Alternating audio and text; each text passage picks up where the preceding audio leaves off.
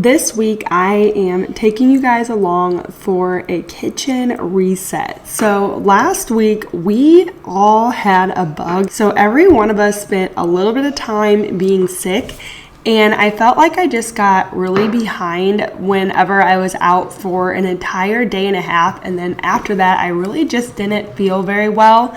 And I wanted to take some time this week to restock my kitchen with some nourishing foods and kind of get back on track with cooking some from scratch meals and just get things back in order after being down for a few days last week with a bug.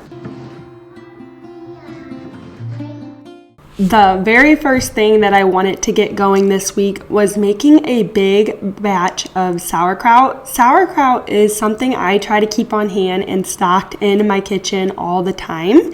And that is for a couple reasons. One, it is just such an easy side to have on hand whenever you're making a meal, to just throw some sauerkraut with it. And it's a bonus because my daughter actually really likes sauerkraut. So a lot of times for lunch, we'll just use that as a vegetable side with whatever meat we're eating. So having it on hand is just super simple, but also I really like it for the ferment benefits of having that fermented vegetable. Sauerkraut is so easy to make, and I always make it in big batches and make at least 2 half-gallon size jars of it at a time. The process of making it is super simple, but it can be a bit messy with cutting all the cabbages up. So I always try to do a bigger batch, and then I let the cabbage ferment on my counter for about a week and then store it in the refrigerator. And it would last in the refrigerator for up to 6 months. Ours never lasts that long. We go through it so quickly. So this is something I have to do fairly often. That's why this week I'm including it in my kitchen reset, just trying to restock my refrigerator with some easy things so that we can continue to eat healthy without a whole lot of effort.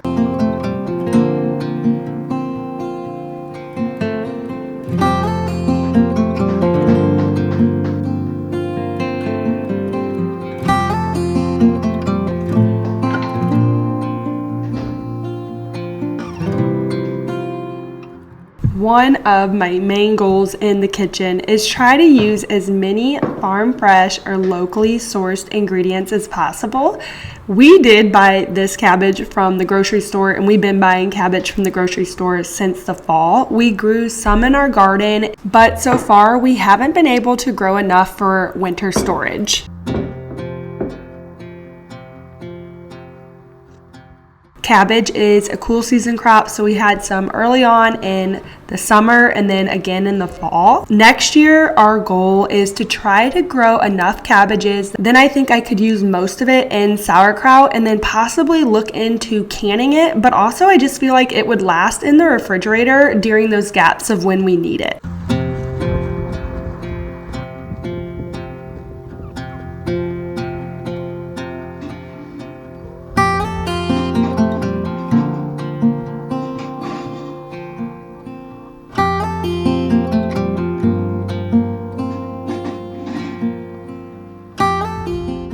The next thing on the agenda for my kitchen reset was to get a big thing of chicken bone broth going. So I use our chicken backs to do the bone broth. The chicken backs are something that would be wasted on a lot of chickens, but we always have them, package them up, and I like to put them in packages of 8, so it's just the right amount that fits into my Instant Pot. And I will get a batch of this going about every week. You just throw them in the Instant Pot, cover them with a little bit of water and seasoning, and just let it slow cook for like 24 hours, and it makes the best chicken broth.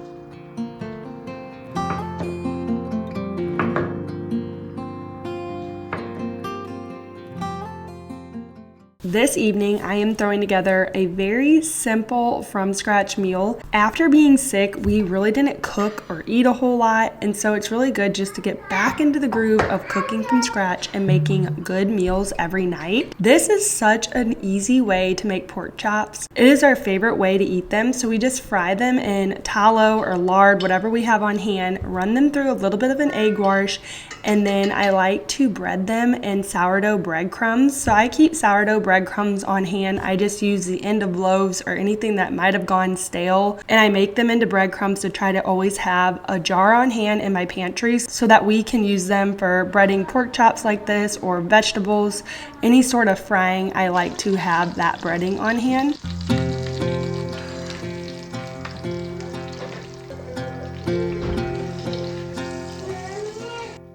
Pork chops like this are so tender and juicy. This dinner was just so easy to throw together and it tasted so good.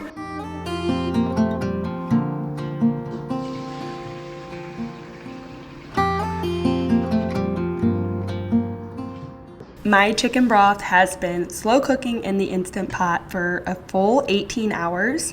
Now, you definitely can stop it 6 to 8 hours in and pull all that meat off of the chicken backs and then use that meat in a recipe. But I never do that step, mostly because I just try to keep this process as simple as possible. But I also found that letting the meat just soak in to make the broth makes it such a flavorful and rich tasting chicken broth. So I just let it go that full 18 hours. It makes it so simple and you get a broth that turns out so rich with collagen and jello-like, just how you want your chicken broth to turn out. And I will use that in a recipe, and then whatever I have left over for the week in my refrigerator, a lot of times I will just heat it up during these winter months and sip on it throughout the day because it just tastes so good and it's so nourishing to include in the diet, especially this time of year and after being sick.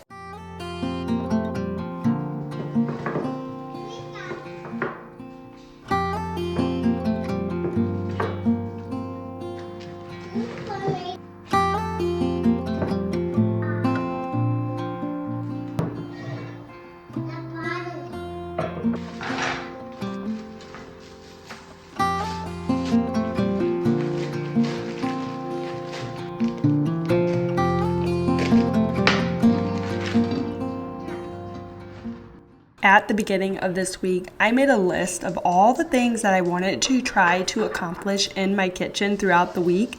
So after I got the batch of sauerkraut and my chicken bone broth restocked, I decided that I needed to tackle the big pile of frozen tomatoes in my freezer. Over the summertime, and I shared a little bit about this in some earlier videos, I was just too busy to deal with these tomatoes, and I diced a lot of them up thinking that I would just use them like that, but so far I really haven't. So I decided to pull them out of the freezer and make some pasta sauce and can it. Also had a bunch of whole tomatoes that I just threw in the freezer last summer because I was way too busy whenever they were ready to be harvested to do anything with them. I wasn't really sure how I was going to use them whole in the freezer, but this actually worked very well and it really wasn't that hard. I honestly think next year I'll freeze more of them whole and not even go through the trouble of dicing them and wait for a winter day like I did this year where I actually have the time to spend in the kitchen. That's something in the summertime that kind of stresses me out with tomato harvest, and I feel like a lot of our tomatoes go to waste because of that. So this is something I will definitely be doing again next year.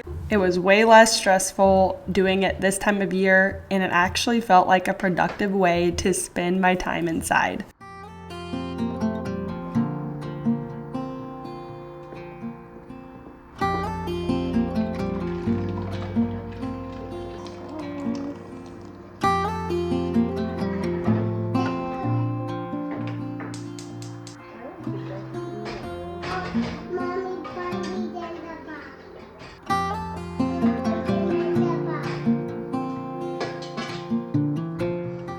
I am pretty new to gardening and preserving vegetables from the garden. Gardening is definitely something my husband was into. I never really was, but I am loving how we get so much fresh produce throughout the summer months. And my big goal for next year is trying to preserve as much as possible so that we can get through the winter months as well. So if you have any suggestions on how to easily freeze tomatoes, anything that might make my life a little bit easier in the summertime so that I can do it again like this next year. I saw from a few sources that coring them or peeling them might make it easier to can later on. So if there's an easy step I could do before just throwing the whole tomato in the freezer, I would love to hear more about that.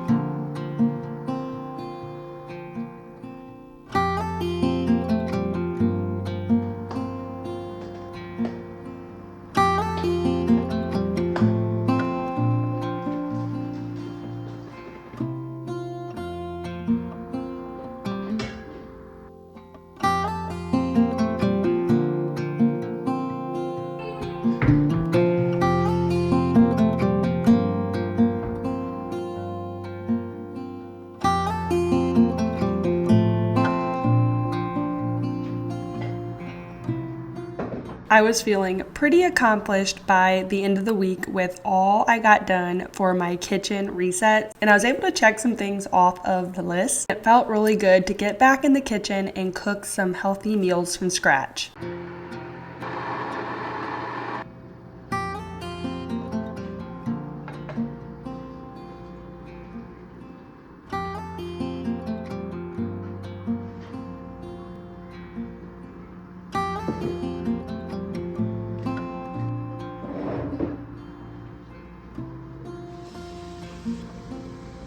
Making a big double batch of sourdough bread is something that I do pretty much weekly in my kitchen. It has just become second nature to me. I know exactly how much flour to use, water to use, and I always add in some fresh milled flour to try to make the loaves even healthier. This is something that's just part of my weekly routine, and I like to do a double batch so that way I can let one of the loaves slowly ferment in the refrigerator to bake later on in the week, and then leave one of the loaves out on the counter to bake that evening.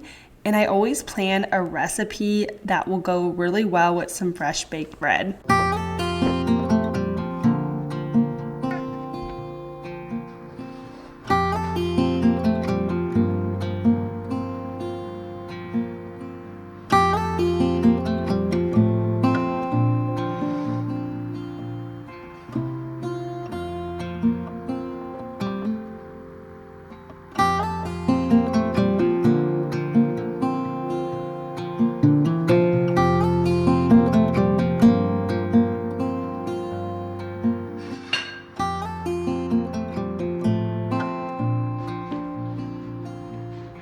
I generally try to get the bread going first thing in the morning so that way it has all day to ferment, but I got a little bit late on it today, so I decided to set the loaf that I wanted to bake this evening by the wood stove so that way it would be so warm and it would rise enough to go with some chili that I'm making for dinner tonight.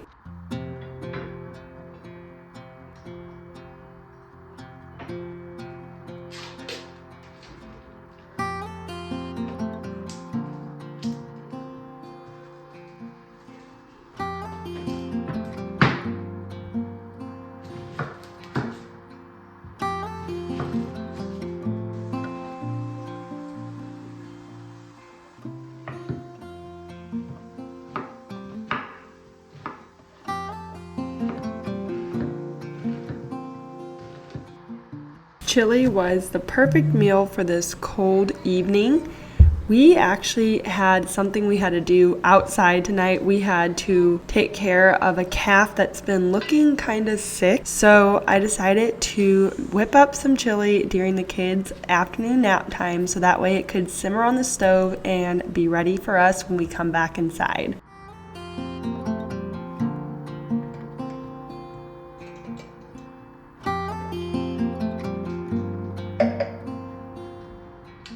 After a long week in the kitchen, I was ready for a simple meal that I just know how to make. I didn't have to look up a recipe. Chili is something I have on rotation throughout the fall and the winter months. I keep the staples on hand so I can make it.